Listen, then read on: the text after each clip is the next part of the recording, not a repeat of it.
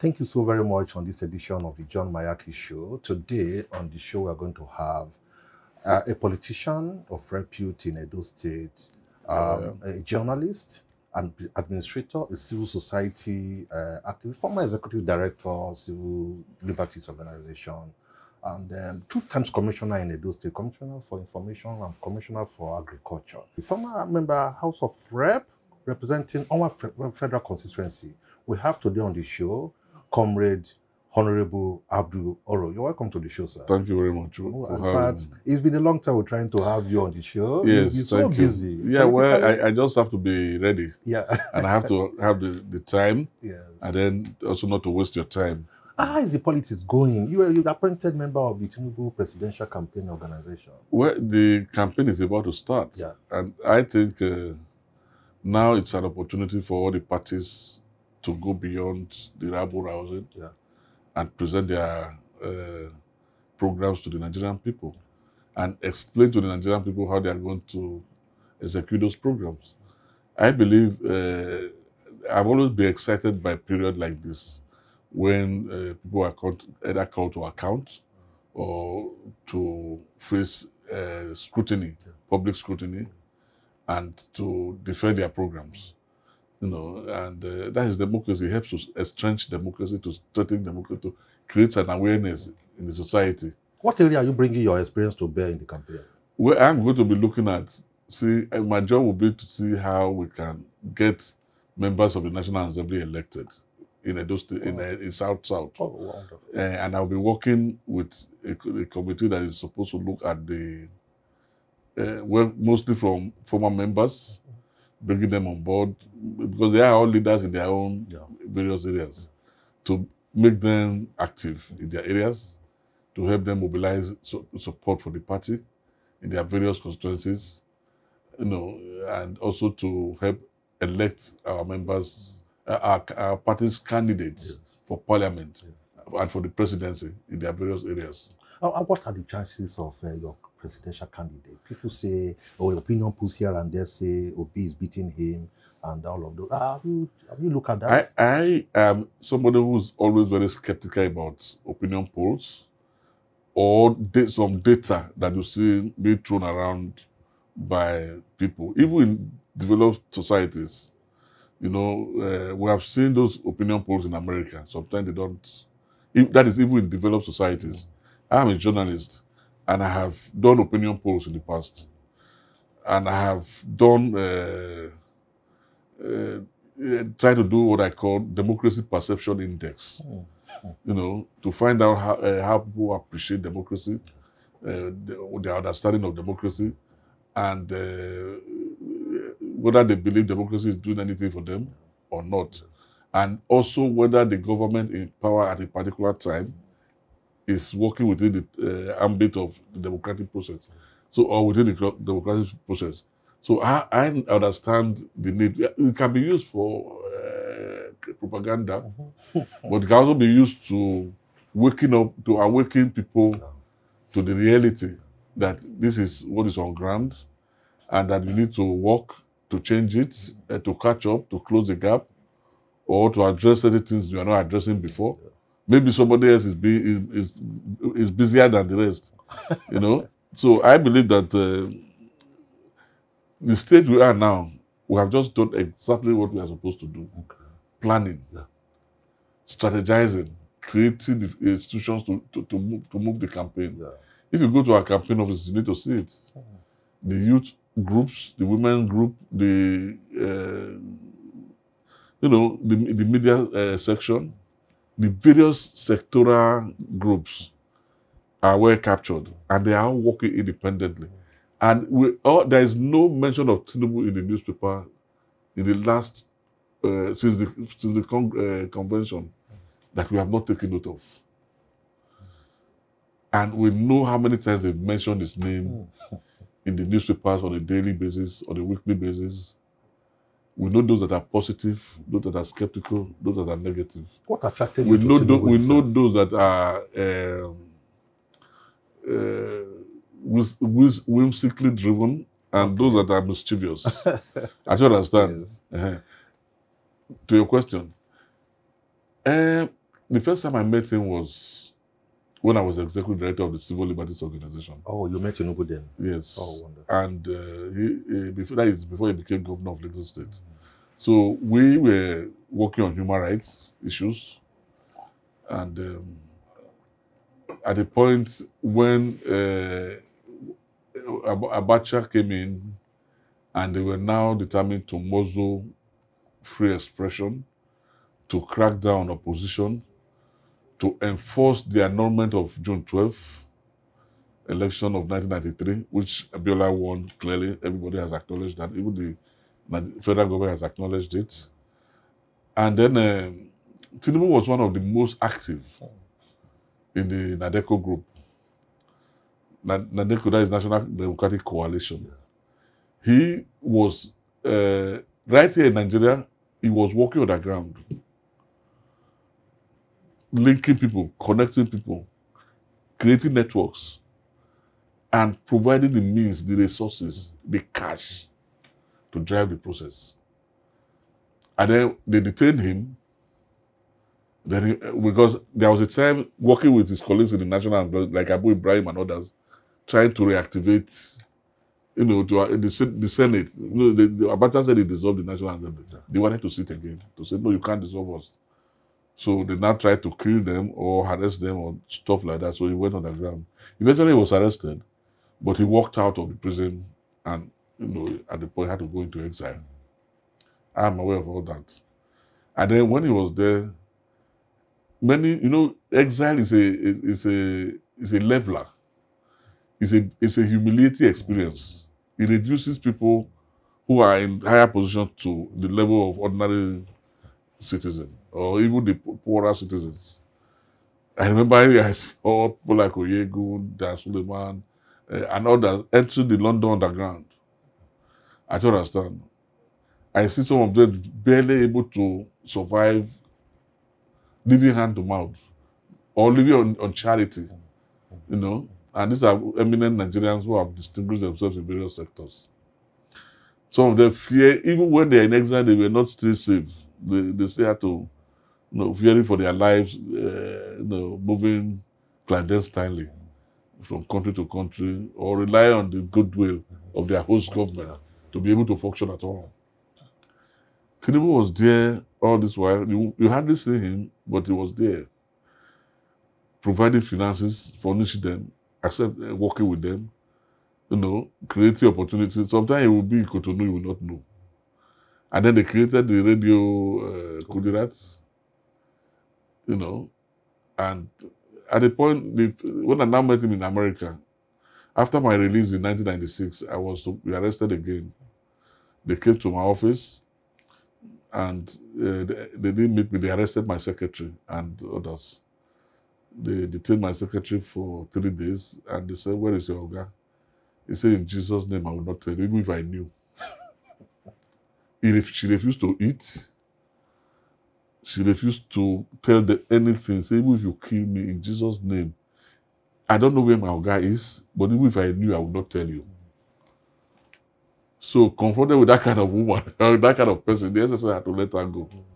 So, what got to me about it, I was hiding out somewhere in Okoko, Michael, in Lagos. I left my house in Ikeja. So, I was hiding out there. And then, at a point, my organization decided that I should just take a break to save my life. So, I left the country. And then I went to the US. When I got to the US, I moved in with Bayo Nanuga, Dakbolori Omi, Babafemi Ojudu. Yeah. Were they also in They were already there. Luke Agandenu. And then one guy who is the relation of the Remi Tinubu's brother, a cousin or brother. We all stayed together in the same house Tinubu gave to us. Every morning, somebody will come and clean up the house, fill the refrigerators with food, put the greens and meat and everything, just for us to be very comfortable. In the US? Yeah. Wow. And then he was there in his gas station in Maryland. I visited a couple, and he was just there. You would not know this is the person, selling gas, selling groceries. You understand what I'm saying? And just there, unassuming. Yes. But he had connections in Congress, in Canada, in everywhere. So both himself, Oroh, and Wole Soyinka, they were very effective because of their networks, And then, so having realized that he worked for democracy, and then when the military Abacha died and they came home from exile, I was one of those who said he should run for governor. Myself, not Bayo, Afikuyomi. Okay, yeah. Afikuyomi, our colleague in the media, OSA director. Okay. We were all friends. Yeah. We were staying together in London during that period. Tokibo was, we had an office where we were operating from. So we said, this man should run for governor. He didn't announce it. He didn't say he was going to run for governor. Then at a point, I think he now decided. Because he saw the crowd that came to receive him at the airport. Yes. We were there, when he arrived. So we stayed in touch. And then he contested and won. And then For Senate or for governor? For governor, 99. So he will invite people, you have conversations with him. He hardly says anything. He'll be listening. And then he now put together his government. Initially, I think they were a bit slow. I remember Zekome was even called, this thing is too slow. I thought it was going to be. Then later, when he now started executing projects, one day I said, when he said that I was trying to see how they can reform Radio Lagos, I was thinking in the past, not in the future. Maybe create a Yoruba, an all Yoruba FM, an all Igbo FM, and all, at a point, people will now decide, there will be so many options that people will not even decide whether they want to listen to radio or something else. And he said, we are not only going to do all the roads, it's not that we are going to do this, but we are going to beautify Lagos. So this is what I'm talking about, beautify Lagos. We are not looking at beauty now. Just do the basic. I don't understand. But he went beyond the basic. He created a template for governance, for good governance. The tax system was reformed, and a lot of money was pouring in. He started innovating the courts. I was a judicial correspondent, so I saw that. And then people were now talking about water projects. Roads are now being fixed. And then they were now being redesigned or retouched here and there. Even places like Ajegule started seeing development. The slums of Lagos were being reformed. Schools, quality buildings were imagined all over Lagos for schools. And then they started opening up new areas, new settlements, new layouts, this layout here, this layout there. And then Lagos started booming. And then he did it for 8 years, till 2007. During that period, I was now in the house, from 2003 to 2007. So, and when I came in 2003, all the Southwest states were no longer represented at the National Assembly by AD, Alliance for Democracy. Only Lagos. And many of those who came from other states, not all, many, they didn't know they could win election. Maybe there was nobody to fill it. They just say, ex-former principal. Oh yeah, you are now going to a rep. Or former senator. Okay. I don't know, former pharmacist, former pastor, or they just pick people and those people won. Or Obasanjo rigged them in. which is the best way to put it. The PDP. Yes. And then Tinubu fought back to reclaim lost ground. Yeah. Restored all, he won in all the states. Where Ekiti, but he recovered Ekiti. And when we had election in Edo State, he did the same thing, supported us to the hilt. I remember when I was going to run, I was invited to his office. I went to see him. Sheikh Usani also came that day. I remember I saw him at Governor's Marina. Of course, Sheikh Usani didn't argue with him. He supported him immediately. But he told me to come to his office. And I faced all his cabinet members. Say, why am I joining PDP? I said, well, there is no AD in my place. And I cannot just go there and create it and win. I don't want to just present myself just because I want to contest. I want to win. He didn't agree with me. Many of the people, he said, go and create the structures. I underestimated myself. Like, I don't have the capacity to... I underestimated my own capacity. It was only Aregbe Shola said, no, this guy is right. Let him go in. Then as he's there, people will see what he's doing. And then they will gravitate towards him. And then he can now be one of those to create the structures. And that is what happened. So when I got in there, I started working with Julius, with Lakoju, in Humbery. Okay. Then with Lakoju, we created a donut agenda. You know, we brought in Admiral Akigbe. Engineer Momo was already part of it. And many of the leaders from Inumuru, all of them, 90% of them were with us. But Aneni was a hard fighter. He was able to destabilize us here and there. But ultimately, the important thing is that with Tinubu support and all that, we won. You know. What lessons? When you were so from AD now, yes. From AC, we started as ACD to ACN to AC, we won in Edo State. And then we became ACN, progressively to... It's under Oshomole now. Yeah, in Edo State. Yeah. So all this while, when Oshomole won, we went to Lagos. I wanted to come to that. We went to Lagos for 2 weeks, I mean a week or so, either 2 weeks of retreat. Yes, to learn from to understand the Lagos system. Yeah.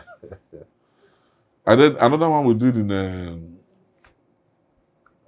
but we listened to all kinds of people. The private sector, blah, blah, blah. And then there was even the... so we were having all kind of retreats. So every law we're going to pass, like those on tax reforms and all that, we have to look at the Lagos templates. Yeah. You know, their judiciary was functioning when it has been reformed. Judges were well paid. New courthouses have been built. You know, people were now proud to work for government. So many permanent secretaries in different... You know, before a permanent secretary is attached to every ministry. Yeah.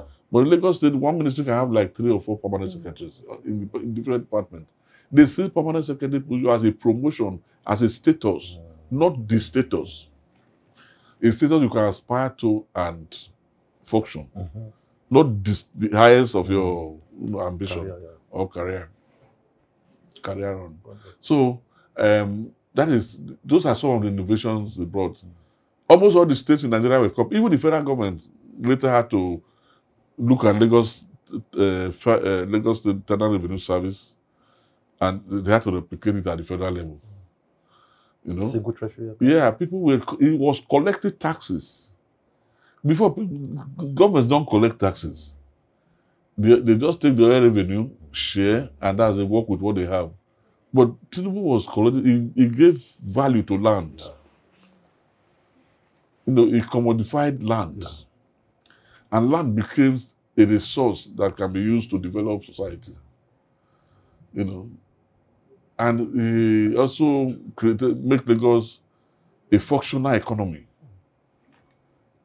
with challenges, with opportunities, with livable challenges, as I said, but it became the main economy in Nigeria. Lagos was now driving Nigeria. Do you see him bringing that to the national level if he becomes the president? Don't forget, times have changed. I believe that No, in Lagos, time has not changed in Lagos. No, in the country. Rather, in Lagos, it's improving. Yes. The plan, the design Yes. is working. Yes. It's still functioning. Yes. The governor Ambode was trying to be a little bit personal. He wanted to personalize it. In fact, they were calling him, is it damn you or you governor? You know, somebody, they say, sorry for my words, they said that one, you, that is what they call out, that is what they were calling him. They say one businessman wants to see him, one leader wants to see him, one politician wants to see him, one expert sit down and him. So they're like, meanwhile, it was a civil servant, they are not the top.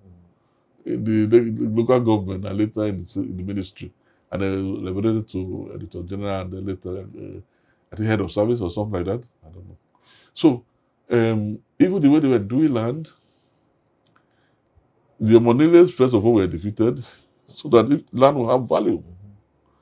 So the idea of you acquiring land and then unable to access it was eliminated.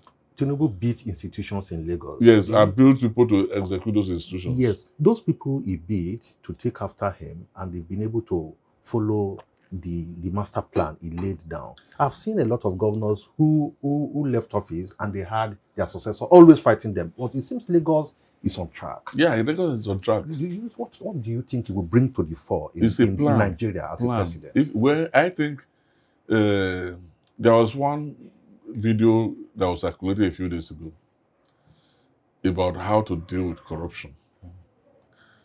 He said, if you make it possible for you to spend money cash, to buy your camera cash, your laptop cash, to buy land cash, to build your house cash, you have to find that cash. Where is the cash? And you're a civil servant, you want to buy a house. You can't. If you want to get the cash, or if you want to follow the rules, you know, the civil service rules and the ethics of the job, you know. So we should make it possible for you to have credit. Okay. For the bank, for you to access mortgage. And then you take money from mortgage to buy your house, and then you pay it for so many, you pay it. Yeah. And then the schools, the university, for instance, you create a government hospital. There is no drugs, no lab facilities, no other things. Why not you bring a private person to bring the drugs there? A private participant. Another one to bring a lab there. So the state government can pay for your treatment, for the manpower, that is the consultancy, you pay a little thing, and then they employ the doctors to treat you. But you buy your drugs, and then you do your lab. You know? So they were doing all these things, and gradually, knowing that, too, that you don't, we're out of drugs, they give you a piece of paper, you go to the doctor's office, pharmacy. in the pharmacy, in its own pharmacy, in the street to buy the drug, was no longer an issue. Because they created the pharmacies and they brought private players. How did they clean up Lagos? PPS, private sector participation, PSP, private sector participation. Every street was allocated to one businessman. Clean the street, and the people pays for it. The street started, when people saw that their garbages were being collected, they started paying. What are the major challenges you think when he becomes president he should immediately tackle? Security. Yeah. Because without security, the economy... Security and then the education system, the university has collapsed. And then agriculture has agriculture has not, is moving, is booming. Yeah. We are doing well relatively in agriculture, but we can double it. We can, you know, what we are producing now, we can, if we can secure the Northeast. And the former minister brought some, there were new ideas about new varieties of seeds, wheat that can be grown in the Northeast. Yeah. They are growing them already in Sudan, and Sudan is now almost self-sufficient in wheat production. We can be, within It's a seasonal thing. Within 3 years, we can be self-sufficient in, in wheat production, or at least 80%. There's crisis in Ukraine and Russia, and we see get all of this. Yeah, we can do that in Nigeria. Ukraine became, you could see that it was almost the breadbasket of Europe. Yes. and Africa. Yeah. Small country. Yeah. Because they exploited their area of comparative advantage. They focused on it, and it was booming. People say we cannot campaign. People were sending our own children, we were sending them to schools in Ukraine, even though they don't speak English. Yeah. People say your party cannot campaign with the achievement of the present president, President Muhammadu Buhari, because... No, yeah, I think that is a wrong idea. We cannot run away from ourselves. Yeah. What we can do is to explain Buhari better. Yeah. It's difficult to justify some of his activities, yes, policies. And policies. Yeah. For instance, I employ people or handing over the commanding height of the economy to mostly northern Muslims is a violation of the constitution. That is nepotism. You cannot defend it, and APC should not own it, and APC should not defend it. It was an individual act, a conscious act by an individual. So we should not, that we can't campaign with that. But that is building the railway, which is in the public interest, that he's doing the roads, and some of the measures he has taken in the public interest that we see, that we can verify, that we know, we improve lives of our people. We can campaign with them, we can own them. Yeah. Even you cannot own everything your child is doing. No. You're right. You know what I'm saying? Your child that is doing well at home now, maybe quiet, we don't know what he does outside. And the day you are surprised that he's doing something bad outside, nobody should blame you for it. But I think Buhari had a plan. He had his own plan outside the party. Yeah. So I also think Tinubu should look at the question of, in doing police, in doing security, he's also be looking at devolution of power. Yeah. Of course, all the parties said they would do state police. Yes. How are we going to do that? I have an idea, for instance, that we can have a 3-year plan. Each state will say, okay, I'm going to have 20,000 police officers. For instance, those states can employ 1,000 per state. Per local government. State police will bring crisis. No. There's no state police yet. Wait, just wait. We can say that you're going to employ 1,000 per local government. We have 18 local government. Yeah. That is 18,000 police officers. Yeah. They will be trained at the Nigerian Police College. Okay. I don't understand. They will know their professional responsibilities. Yeah. The way lawyers are trained, the way judges are trained to know their responsibilities, the way journalists are trained. Your job is law enforcement, not putting somebody in power. You draw up a guideline, you set up a police monitoring, an ombudsman that will keep an eye on them, that will review the activities. For every bullet you fire, you account for it. For every casualty arising from policing, there will be an inquest, there will be an investigation, and then it will be determined whether you acted according to your professional, that is the professional conduct or not. You know what I'm saying? You will know what you cannot do for a minister or for a commissioner. Yeah. You see the point I'm making? And the way I want this to be restructured, even the private security firms can be licensed to carry firearms. Who hires them? Who hires the... You, my hierarchy, can set up a private security firm if you have the experience. We have ex-police officers who are already hiring them. They're already everywhere. I don't understand. They can be properly trained and licensed. If you are not well trained and licensed, you cannot carry firearms. All these private security organizations can be well trained. They will be certified by maybe Nigeria Police College or some other college that is training security officers. And then you make them work in banks, in filling stations, in schools, in you can even use them in ministries. Now we're already using private security to police our pipelines. Yes. Even civil defense. No, I know I'm coming to that.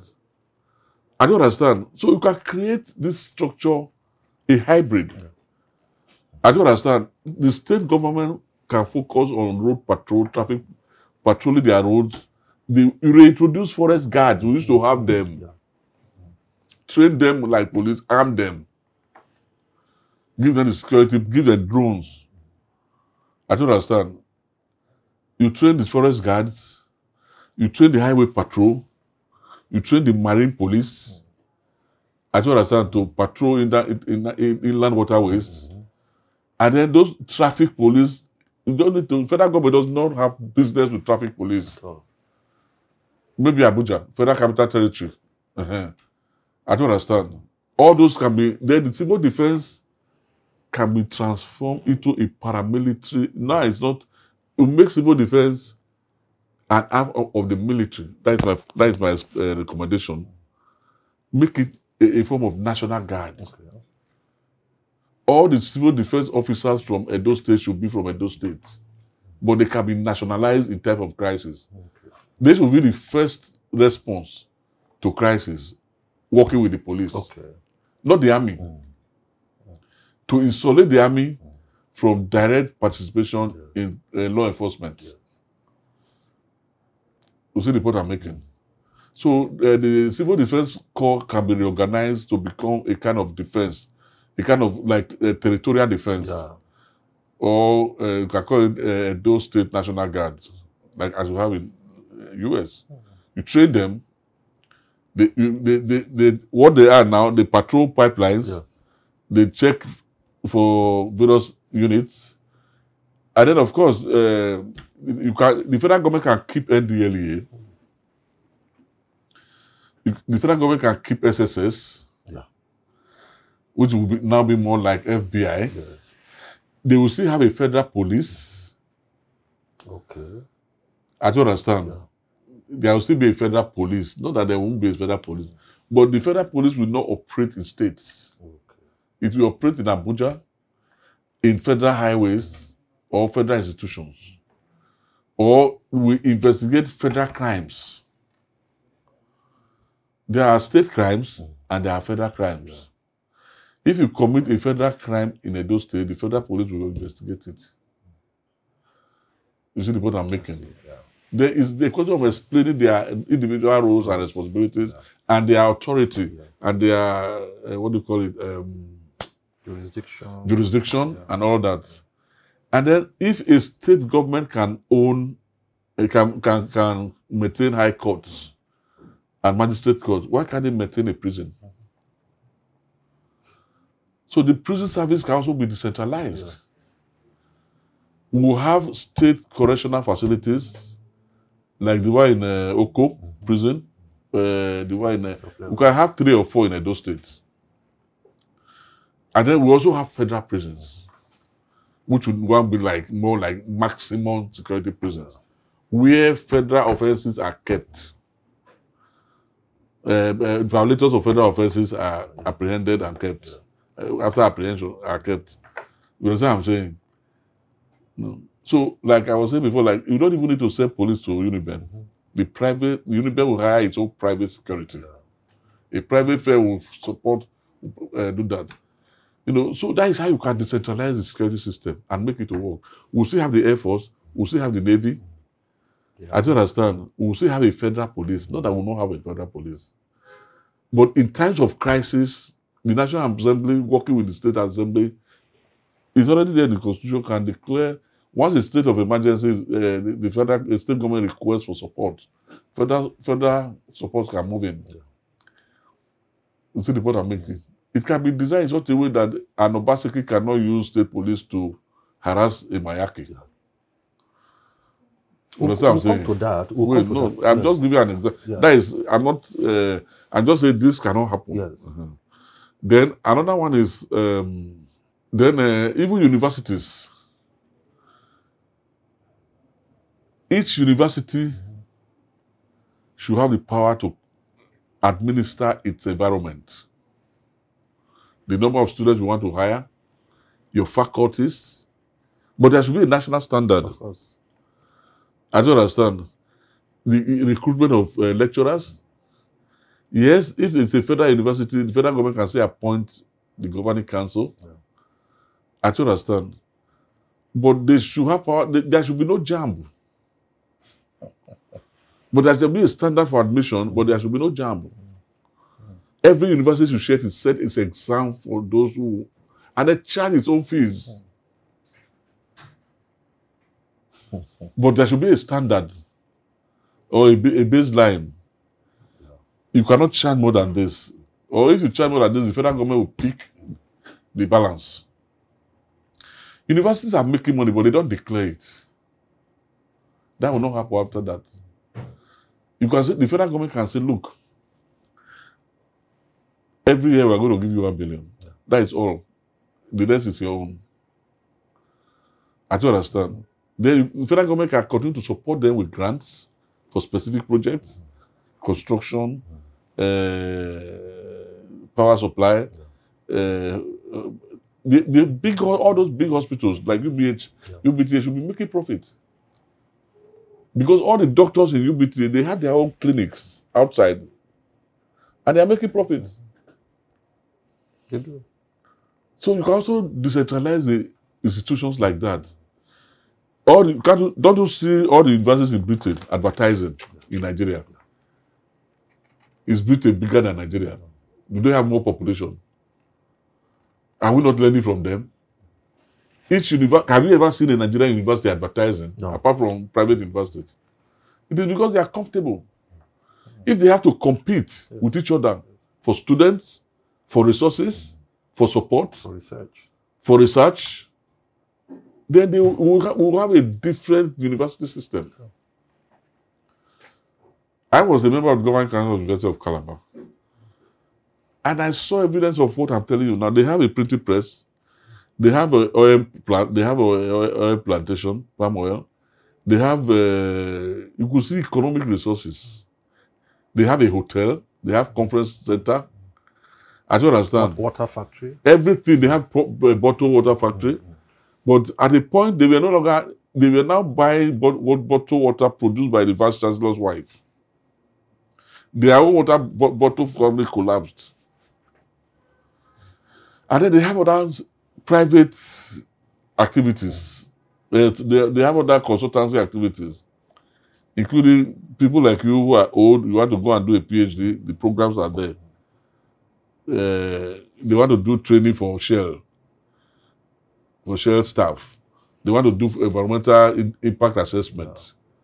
There are opportunities for them to do all kinds of private sector activities to make more money for the lecturers, for the university, and also to expose the students to knowledge, a broader knowledge base.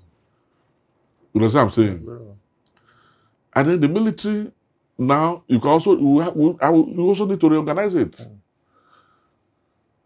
You understand what I'm saying? So that we don't have a joint task force there, joint task force there. No. You create professionalized arms. The Nigerian Marines. I don't understand. Some would train specifically to fight in desert condition. You can see the threat we are facing now. Because by the time we are ready, if we are in the position to drive it, we'll be in Mali in 2 years.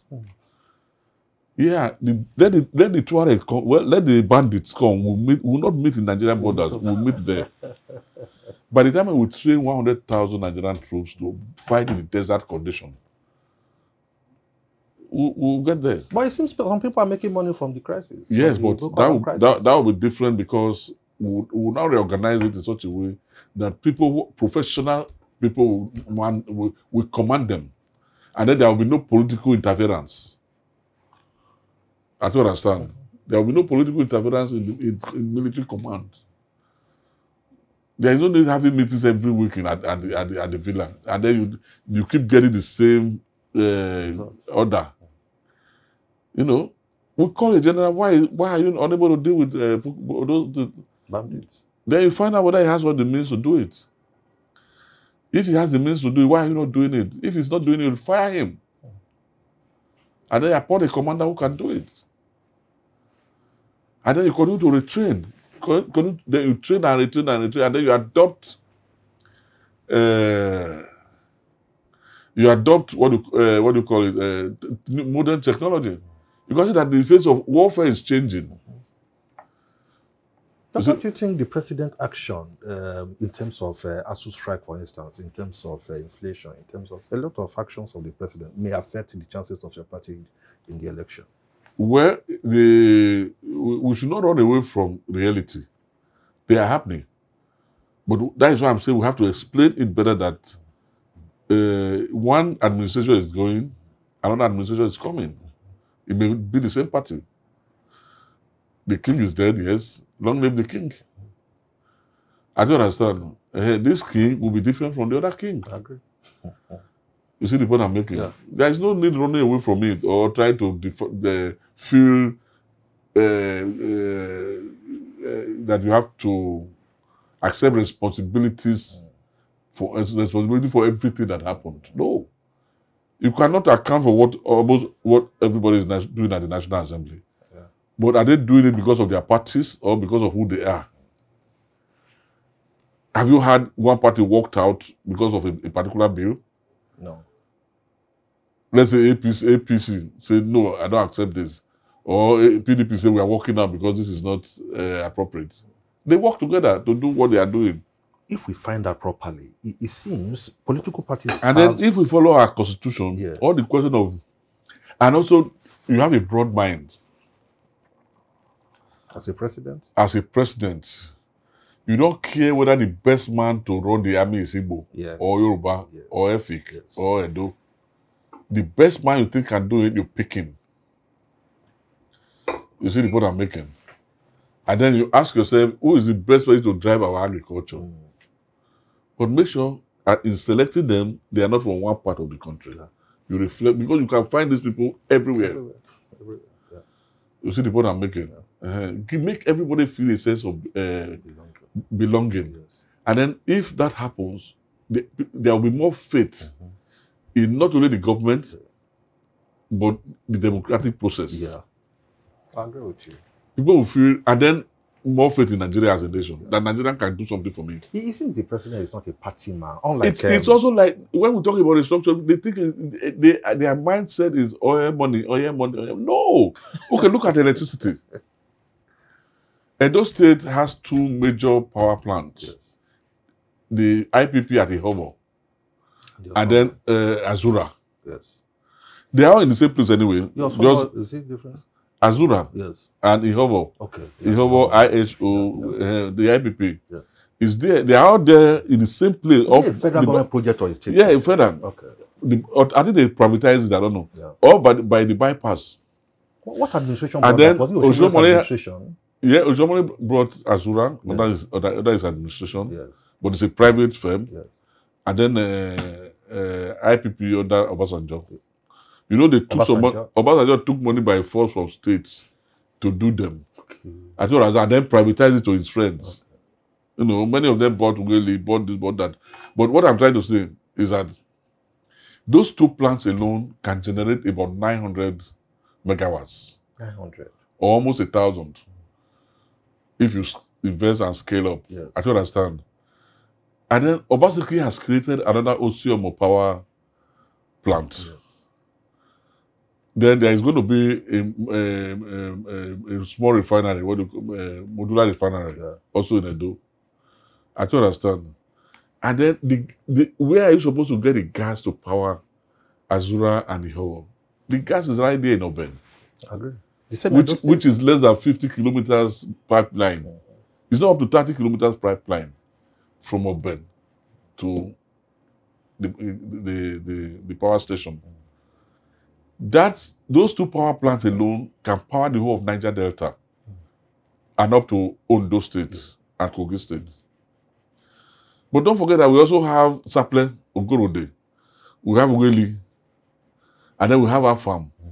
We have several other power stations everywhere. Yet we don't even have power in this state. Because it's in the exclusive list. Yes. So if you decentralize it, Yes. and some of these power stations have been established here and there, everywhere, Yes. I don't understand. Then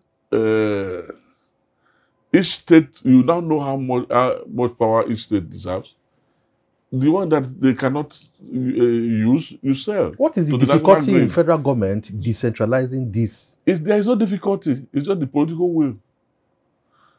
It's like saying, oh, now only your daughter goes to school, my own not go. Now only my daughter goes to school, your own not go. Like you have two wives fighting over when they could work together and everybody will get something.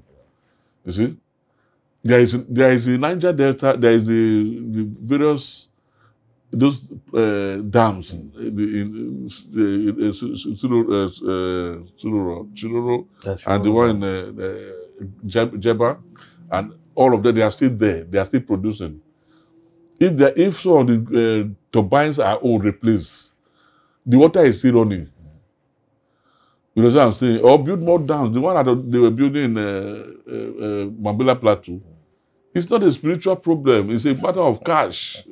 Bring the money, get the load, tell the Chinese to build it and operate. People say this government is more corrupt. There's more corruption in this government than in the past administration of the PDP. You see, it is easy for people to make corruption allegations, generalizing it. Corrupt practices happens in different ways, and they have different dimensions. I don't understand. So, and there will always be corruption, but what is more important to me, if you punish corruption, then then you make it. You can conveniently say, yes, I am punishing corruption. That man stole $1 billion, is in prison. Yeah, we have recovered the money. That one tried to steal. We got him before he stole. Then we'll be having a debate on corruption. You say that every government has been corrupt since 1999, since independence. But the level of corruption and what we are doing to fight corruption should be the challenge we face now. Not just waking up and accuse somebody of corruption. How do we now fight corruption? How do we now create institutions that will make corruption impossible? Or that will reduce corruption? How do we now punish corruption? You see the point I'm making? Is it by reforming the judiciary? Is it by informing the police capacity to investigate and prosecute? Is it to fine-tune EFCC, decentralize it, instead of everybody coming to Abuja to be interrogated, create zonal branches? But there are. Yeah, but they still have a stream. They are not properly decentralized. If you decentralize them by law, I don't understand, and you make them report quarterly to the National Assembly, I don't understand. You hold them to a certain legal, certain performance.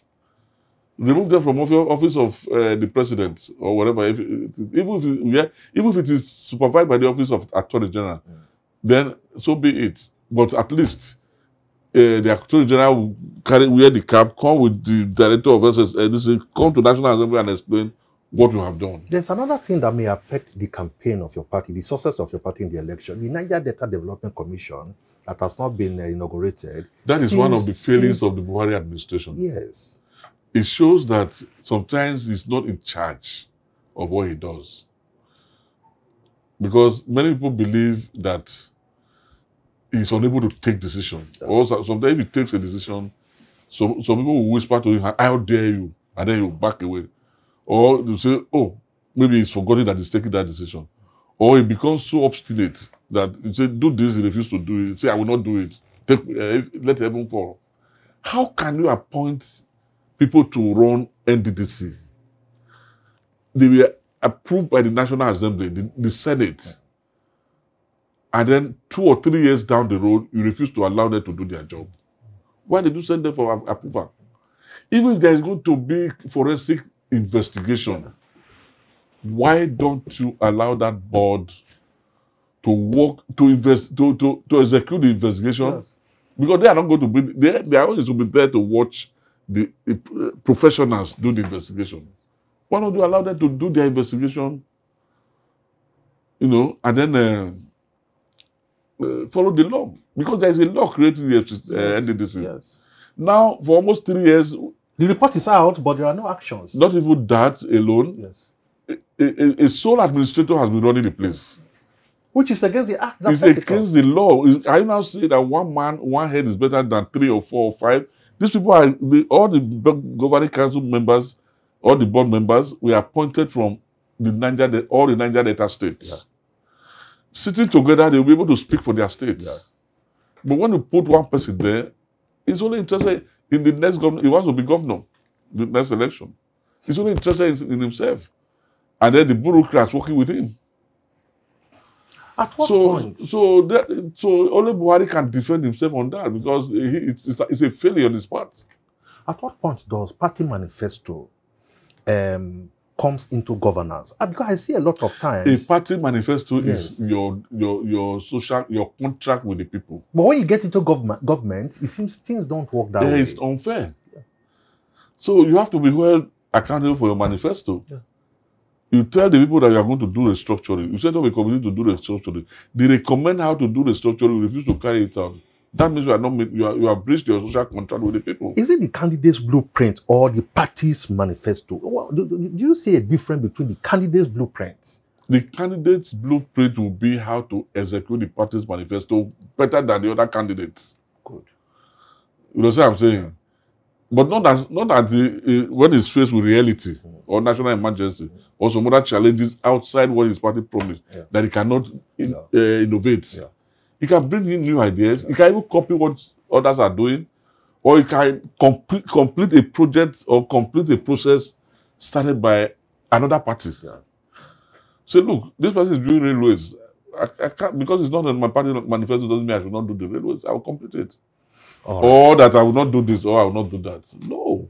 The second stage of our interview. Let's come back home.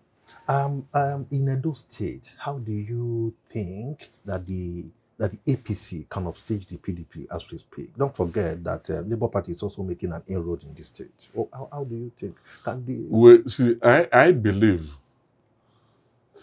that the people of Edo State have not forgotten what Oshomole did, or what APC government achieved in Edo State. Yeah. The only problem is that we have had political problems, divisions. And you know, when you have a political problem, people take sides based on emotion and basically on emotions. The Comrade, when he was living, felt there was need to put this man there, Obaseki, because Obaseki worked with him as, what do you call it? Economic advisor? A special advisor on economic advisor.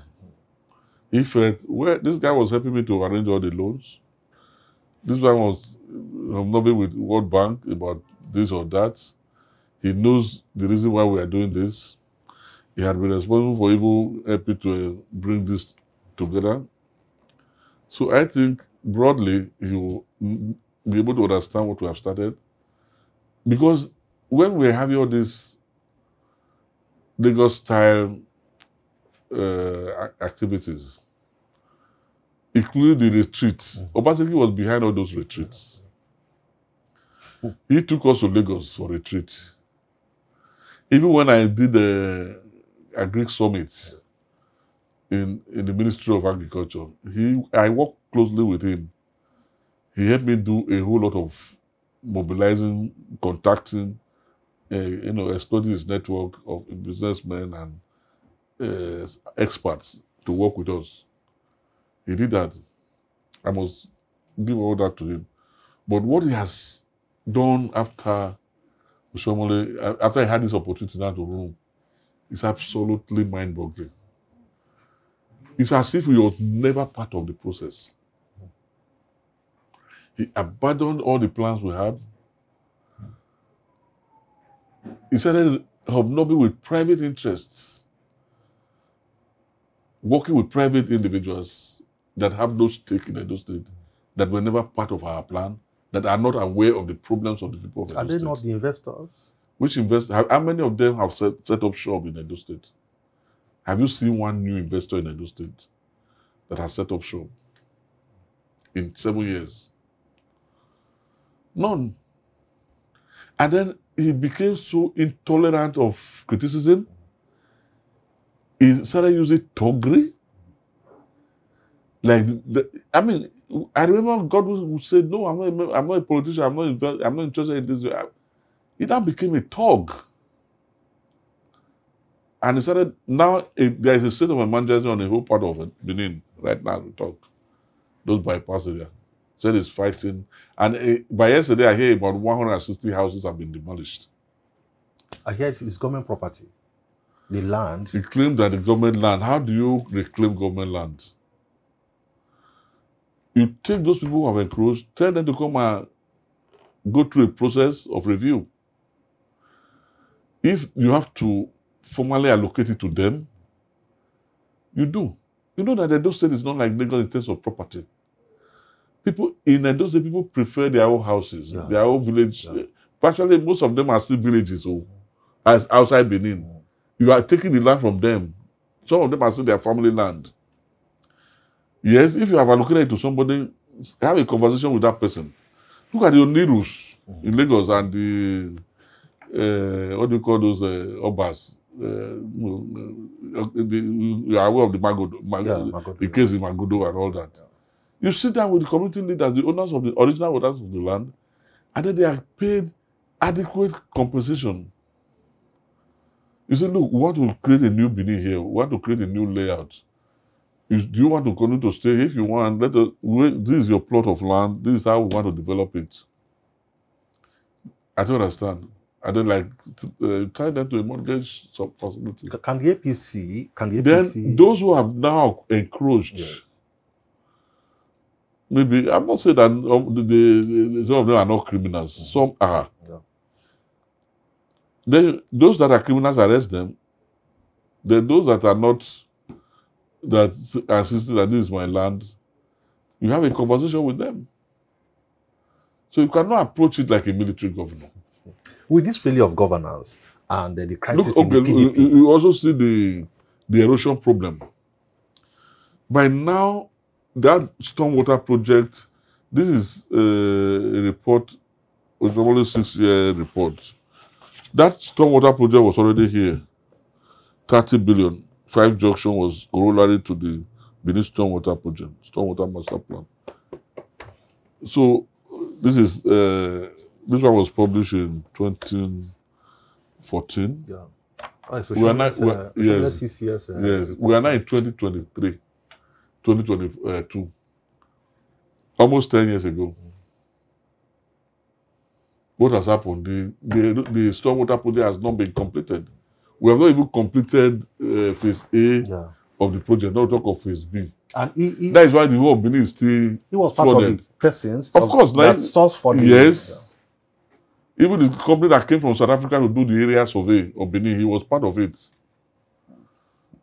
That is the point I'm asking. Can the APC take advantage of the failure of governance and the crisis in the PDP to upstage in the next election to upstage? I think we are going to win the election. Okay. The next election in Edo State.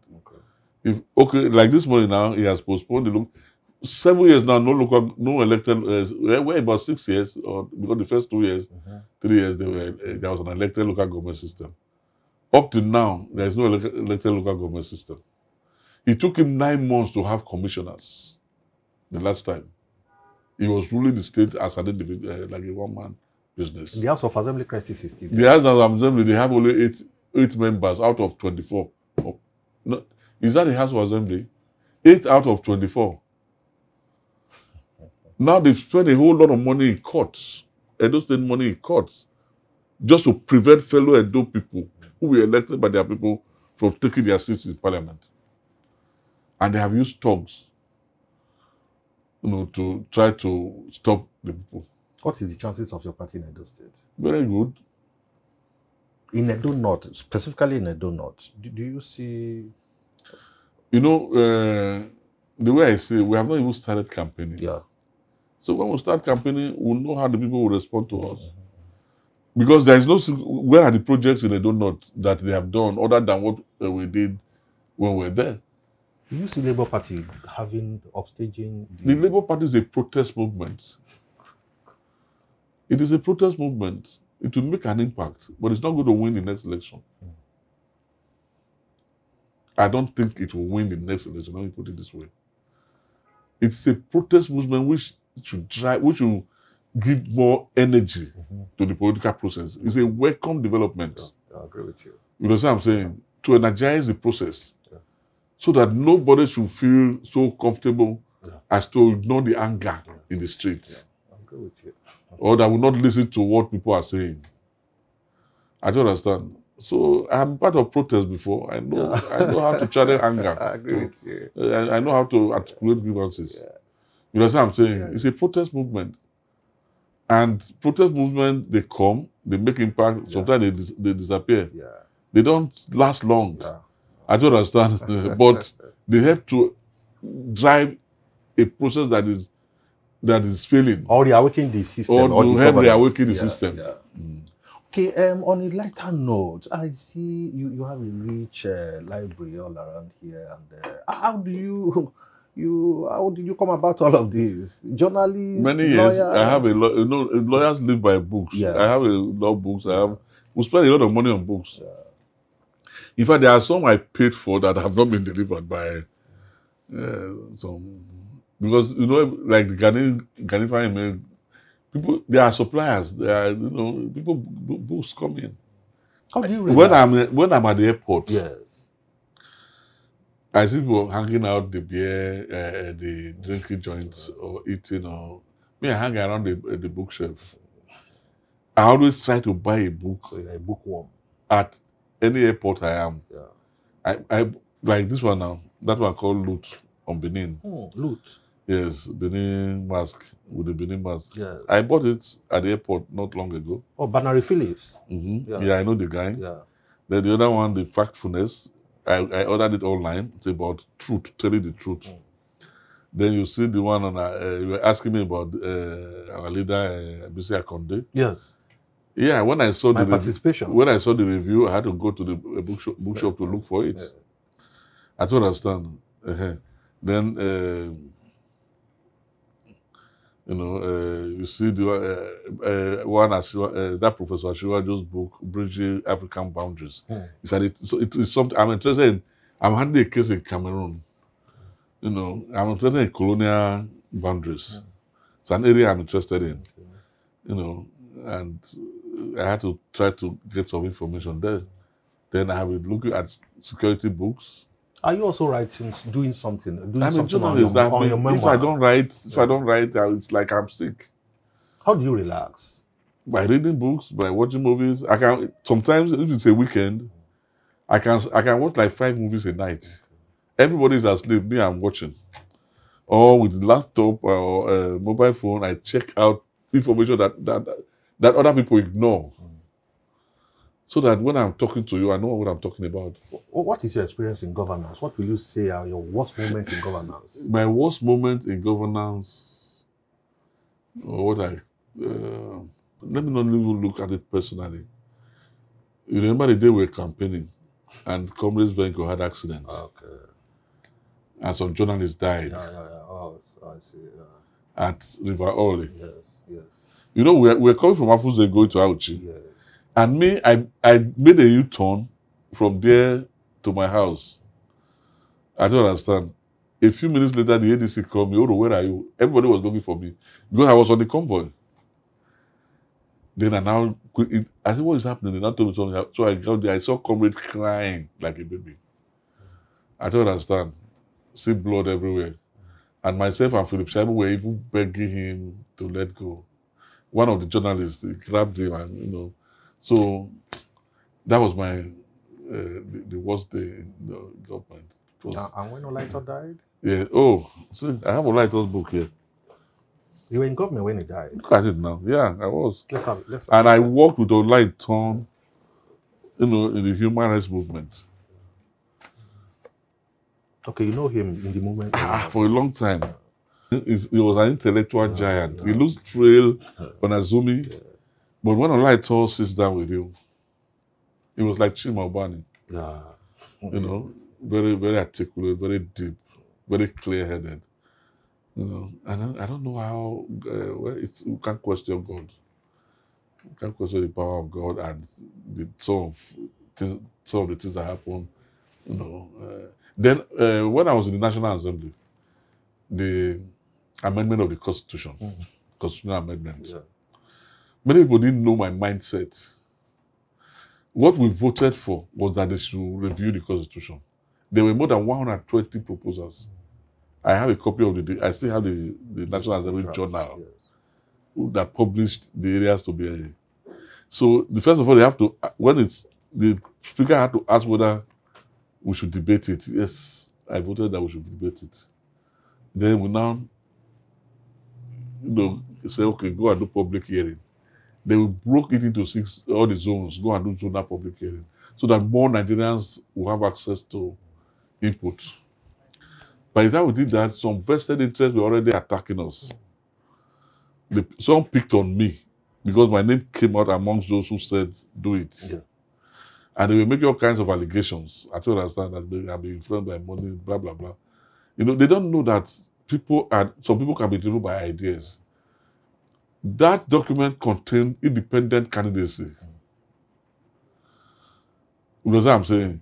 That document recognized the 6 zones in the country. Some of that all those that have been amended now over time, they were there. You know what I'm saying?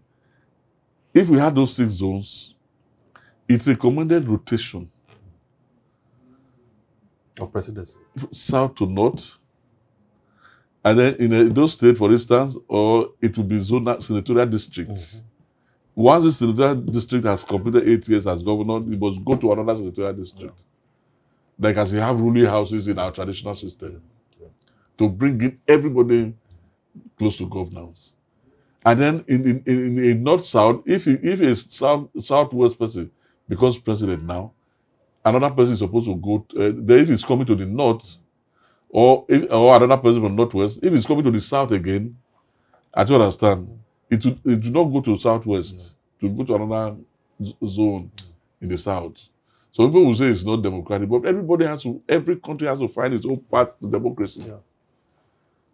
You know what I'm saying? What is democratic in America? Look at the way they select leaders in America. You say that because a governor can appoint a senator to fill the gap of another senator, maybe a retiree or a deceased senator. In Ghana, the president of Ghana needs to pick 5 members of the National Assembly, member of Ghanaian Parliament, as ministers. And then they have 2 deputy speakers, one from the ruling party, one from the opposition. And I think the speaker is not elected. And then the regional ministers are handpicked by the president.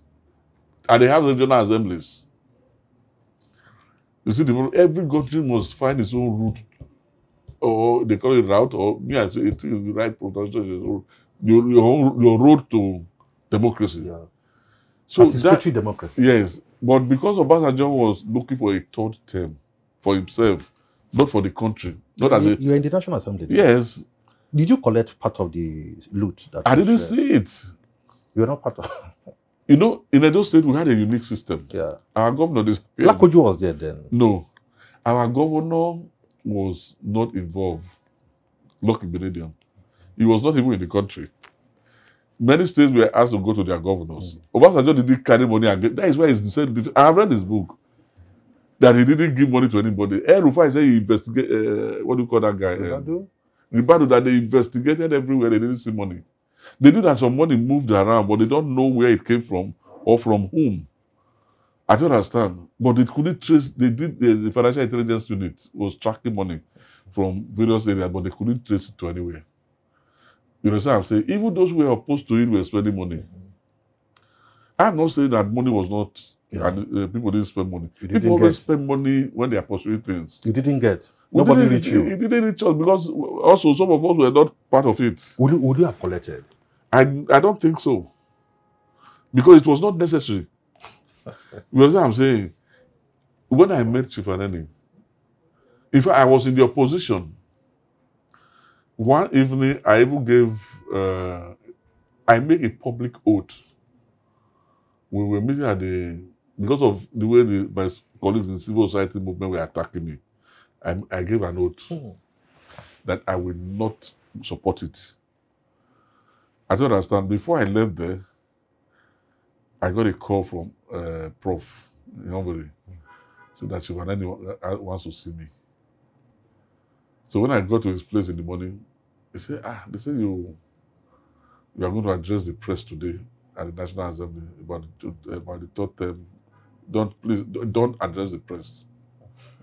I said, I can't sleep at night. People are attacking me from right to left. He said, what of him? He said, one man called me Yoruba and started cursing me, abusing his ancestors. But as a leader, I had to stomach it. I said, but my conscience will not allow me. Then he now said, okay, go and see the president. The president wants to meet with him. So me and Engineer Momo, I didn't go alone. We now met the president. That evening, this guy was there. Raila Odinga was there. Okay. And Kwet Masire, former president of Botswana. They were just coming out. So Obasanjo took us to the office and said, this thought thing, what is it? What do you think? We said, sir, I was first to speak. I said, look, if it says true, it will lead to monumental problems in the country. All over the country. Number two, it will not say true. You're blunt. He said, no, they said, Chief Aneni said they have, I said, you don't, Chief Aneni doesn't have 10% of the House. And he doesn't have 10% of the Senate. So it will not work. It's not going to work. He now said, what if I'm removed from it? Momo now replied that it is too late to remove you from it. You know what I'm saying? Yeah. That it will not work. It's not going to happen. The next day when we got to National Assembly, the Deputy Speaker withdrew the bill. We had already started debate. They were calling person one after the other. They had not even reached our turn then. The next day, because we were using state of origin, the Deputy Speaker withdrew the bill. The Senate, not one person in the Senate voted for it. When they passed, whether they should allow it.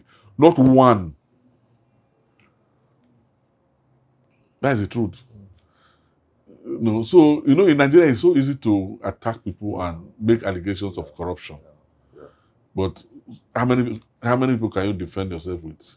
So everything I'm telling you now, unfortunately, I have exposed myself there in my memoir. Because every step I take, I ensure that there are witnesses. They are in my memoir. I think we will find some people may have collected money in the name of John Mayaki and then disappeared. It happens in Nigeria. Of course. A lot of things may have happened. But this thing was even initiated by businessmen. Oh. Yeah. I think we should read Rufai's book. Okay. Yeah. And Obasanjo defended himself well. Obasanjo never publicly, although he was making claims about being under pressure to stay. He's a very clever guy. He never once say, okay, I'm going to stay. When he speaks in public, how many times you want to make a president of me? How many times you want me to do this? But privately, he was working for it. That's quite interesting having you, sir. Thank you so very much for having you, Honorable. Thank you. Honorable Comrade. It's our pleasure. Thank you so very much, our viewers, for this opportunity. Bye for now.